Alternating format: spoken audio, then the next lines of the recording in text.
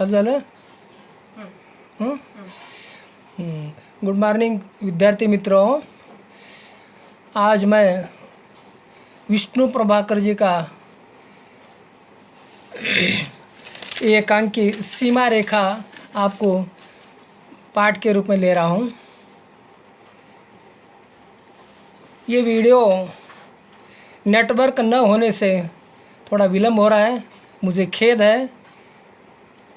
विलम्ब हुआ तो भी विद्यार्थी मित्रों आप लोगों को इसका विश्लेषण कर रहा हूँ, इसका सारांश दे रहा हूँ.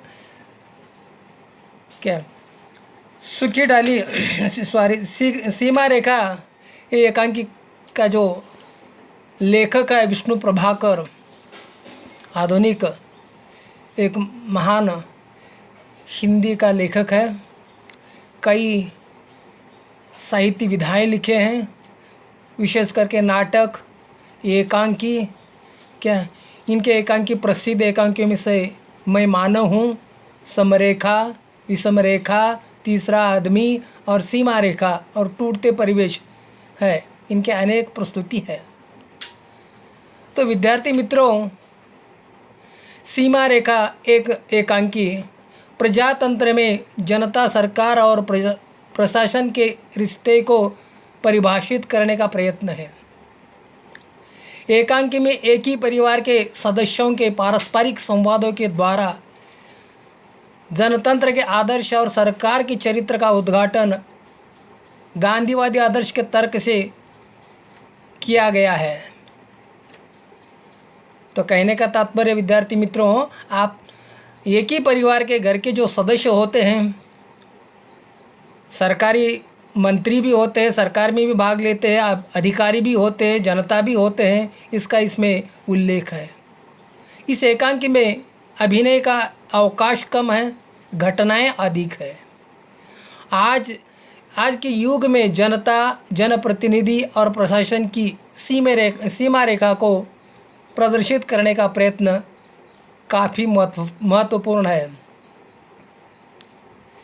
लोकतंत्र में जनता द्वारा चुने गए जनतांत्रिक जनप्रतिनिधि तथा प्रशासन, इन तीनों का उद्देश्य समाज में शांति और सौहार्द का संतुलन बनाए रखना होता है. और इस क्रम में सबके अपने अपने दायित्व है और सबके अधिकारों की अपनी सीमा है. प्रशासन के हाथ में ताकत है और जो उसे जनप्रतिनिधियों द्वारा गठित सरकार द्वारा प्राप्त होती है. और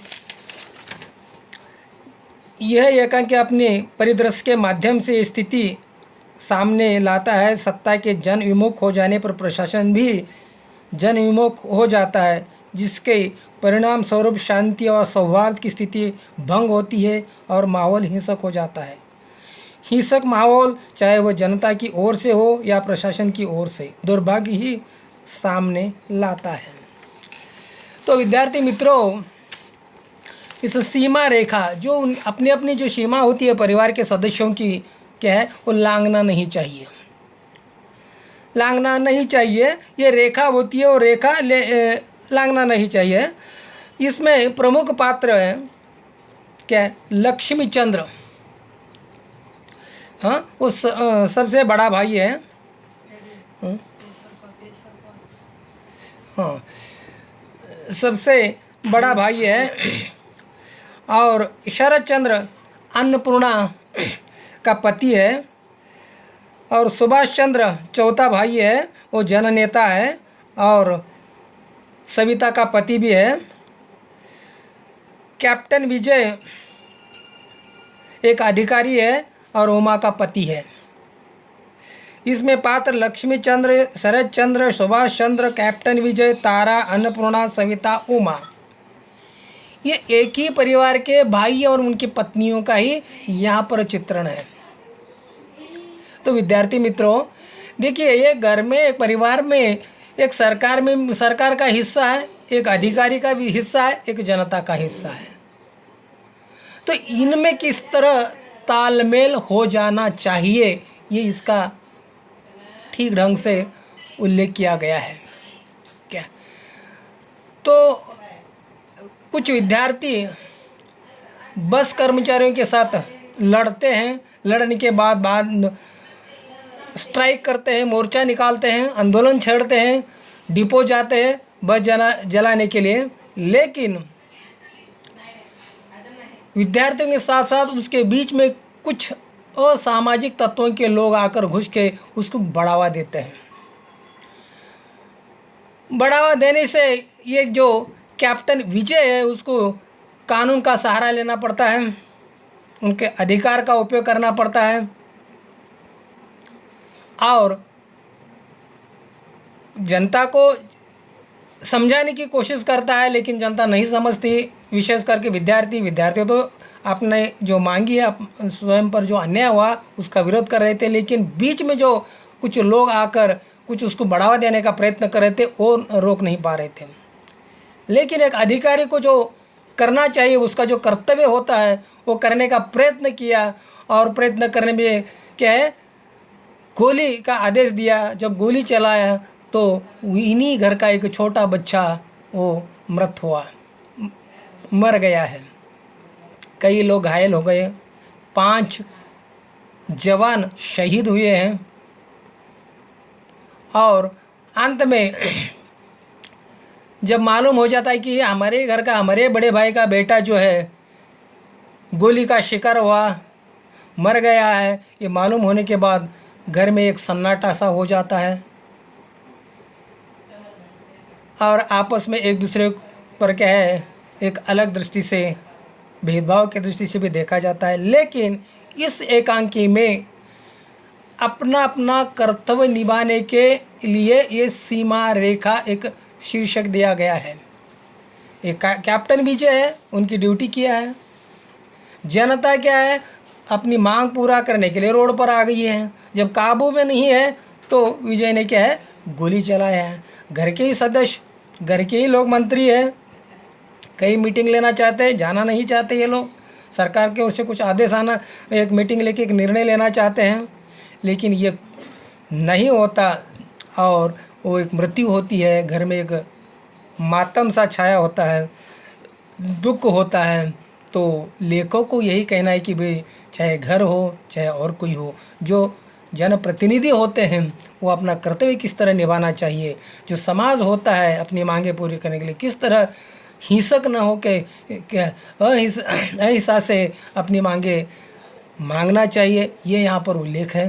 क्या तो सीमा रेखा, एक परिवार के ही लोग होने के नाते अपनी सीमा में ही रहकर अपनी ड्यूटी निभाते हैं और लोगों में क्या है, एक रोष हो जाता है, एक क्रोध आ जाता है और घर का ही आदमी मरा है, 5 जवान मरे हैं। इसी तरह ये क्या है, विष्णु प्रभाकर जी ने सीमा रेखा एकांकी के माध्यम से पाठक को, समाज को, देश को एक संकेत देने का काम किया है कि भाई जो भी अपना कर्तव्य होता है, चाहे राजनीति हो, चाहे एक अधिकारी हो, चाहे जनता हो, किस ढंग से उसको निपटाया जाए, यही इसमें एक उद्देश्य के रूप में लिखा है। ये हमारे लिए एक जगाने का काम किया है विष्णु प्रभाकर जी ने। अपने अपने काम में व्यस्त रहो, ये मत समझो कि भाई मैं मेरे घर के ये लोग हैं, रोड पर आए, उसको गोली नहीं चलाना, ऐसा कुछ नहीं है। ड्यूटी ड्यूटी होती है। क्या है, तो भाई का बेटा ही सामने आता है, छोटा है वो, उसको गोली लगी, मर गया। क्या है, तो भी वो कैप्टन विजय ने अपनी ड्यूटी निभाया। मेन उसका यहाँ पर एक पात्र दिखाई देता है। क्या तो इसमें और एक बार दोबारा बोलता हूँ कि इसमें पात्र कौन से हैं। लक्ष्मी चंद्र सबसे बड़ा भाई एक व्यापारी रहता है। क्या शरद चंद्र अन्नपूर्णा का पति है, एक मंत्री रहता है। क्या और सुभाष चंद्र एक चौथा भाई सुभाष चंद्र चौथा भाई एक जननेता रहता है और सविता का पति रहता है। क्या और कैप्टन विजय क्या सरकारी नौकरीदार है। क्या एक अधिकारी है, उमा का पति है। ये सभी घर के ही लोग क्या है, आपस में किस तरह घर में आकर रहते हैं और बाहर जाकर जो अपनी ड्यूटी निभाते हैं, इसी सीमा में क्या है, किस तरह अपना कर्तव्य निभाते हैं, यही यहाँ पर दिखाई देता है। तो मित्रों, ये सीमा रेखा एकांकी यहीं मैं समाप्त करता हूँ और मेरा नाम दयानंद सरोज है। क्या और सरकारी महाविद्यालय महागांव, सरकारी प्रथम दर्जे कॉलेज महागांव, तालुका जिला गुलबर्गा से मैं दयानंद सुरवसे ये आपको वीडियो भेज रहा हूँ। कृपया नेटवर्क की प्रॉब्लम की वजह से मैं संक्षिप्त में ही इसका सारांश आप लोगों को बता रहा हूँ। अगर कुछ ज़रूरी हो, कुछ अगर आपको दिक्कत है, आपको कुछ प्रॉब्लम है पढ़ाई में, तो मेरे से संपर्क कर सकते हैं, मैं आप लोगों को समाधान करता हूँ।